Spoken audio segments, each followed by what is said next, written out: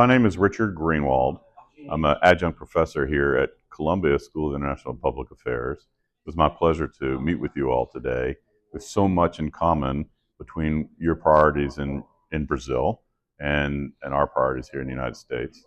Today I specifically talked about my work under Mayor Nutter in Philadelphia around preventing youth violence. And the tactics we focused on were a few, including how can we prevent kids from even getting in a system and are involved in violence. And so that had to do with what are we going to do to ensure that they had access to education before kindergarten, that we had the right resources in the schools and in the daycare centers to support youth, but particularly 0 to 3rd grade,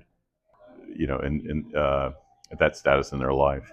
We also talked about today in our session the value of diversion programs that go on both in Brazil and the United States, making sure a child doesn't get into a system, a juvenile detention system or the prison system, and diverting them to another program in lieu of going to jail can have a huge impact on people.